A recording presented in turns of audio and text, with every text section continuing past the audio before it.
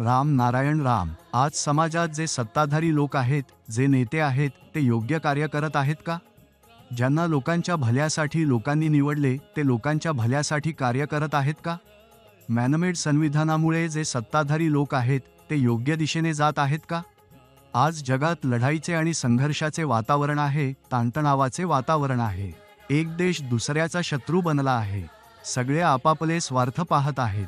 हे सर्व देश एकमेकांशी युद्ध करत आहेत. ते कोणत्या कारणासाठी लढत आहेत? फक्त मालकी हक्कासाठी का? पृथ्वीचे, आकाशचे, निसर्गाचे अस्तित्व विसरून प्रत्येकजण आपापले अस्तित्व शोधत आहे. आपले इथे काय आहे हे सांगणारा कोण आहे? जे काही आहे ते सर्व निसर्गाचे देणे आहे. मग प्रत्येकजण आपापल्या हक्कासाठी का लढत आहे? आजकाल माणूस हे विसरून गेला आहे की त्याचे इथे पृथ्वीवर काहीच नाही. जे लोक आज धर्म, जात, पात, उंच, नीच यावर बोलत आहेत, ते सर्व निसर्गाने निर्माण केले आहेत का? नाही, हे सर्व इथे पृथ्वीवरील माणसांनी बनवले आहे. हे सर्व मॅनमेड आहे. आपण निसर्गाचे जितके आभार मानले तरी कमीच आहे. निसर्गामुळेच आपण सर्व आहोत. अन्यथा आपले अस्तित्व काय असते?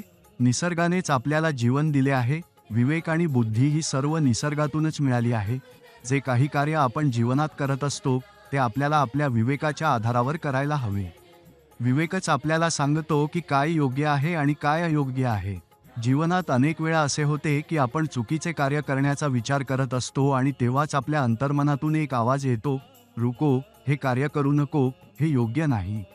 हा आवाज कुणाचा नाही, तर आपल्या मनात बसलेल्या विवेकाचा आवाज असतो. जर आपण आपल्या विवेकाची गोष्ट ऐकून वागत असू, तर जीवनात कधीही चुकीचे कार्य करत नाही. सदैव योग्य दिशेने पुढे जात राहू. आज माणूस आपल्या स्वार्थासाठी केवळ दुसऱ्यांचे नुकसान करत नाही, तर आपला विवेकही दुर्लक्ष करतो. त्याचे परिणाम म्हणजे माणूस दिशाहीन होतो. हे आकाश, निसर्ग, पृथ्वी, ऊर्जा यांना वारंवार प्रणाम करायला पाहिजे. राम नारायण राम याचा अखंड जप करायला पाहिजे, कारण या बीज मंत्रात संपूर्ण ब्रह्मांड समाहित आहे. आकाशातून ऊर्जा मिळवून निसर्गाची निर्मिती झाली आणि निसर्गापासूनच आपण सर्व तयार झालो आणि जोडले गेलो. आकाशातच सर्व नक्षत्रे, तारे बनली आहेत. सूर्यापेक्षा अनेक पटींनी मोठी मोठी नक्षत्रे आकाशात आहेत. जेव्हा सृष्टीची निर्मिती झाली, तेव्हा ती अणू इतकी छोटी होती. पण हळूहळू सृष्टीचा विकास झाला आणि ती विशाल होत गेली. या पृथ्वीवर सुमारे 800 कोटी लोक आहेत. त्यांचे सर्व शरीर राम नारायण राम यावरून तयार झाले आहे, ज्यामध्ये पंचभूत समाविष्ट आहेत. हेच पंचभूत आपल्याला ऊर्जा देतात, विवेक देतात.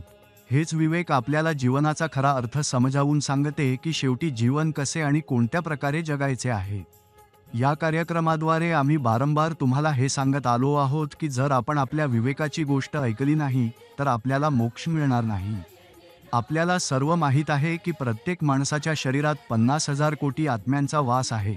आपण सर्व छान भरपेट अन्न खातो, ज्यामुळे आपल्याला तृप्ती मिळते. पण आपल्या शरीरात जे 50,000 कोटी आत्मा आहेत, त्यांना जर अन्न मिळाले नाही, तर ते आतूनच मरत राहतात.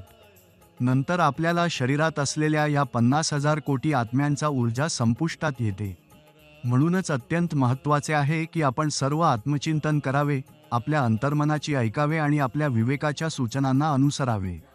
जेणेकरून जीवनात जेव्हा कधीही एखादे कार्य करावे, तेव्हा आपला विवेक नेहमी योग्य मार्गदर्शन करील.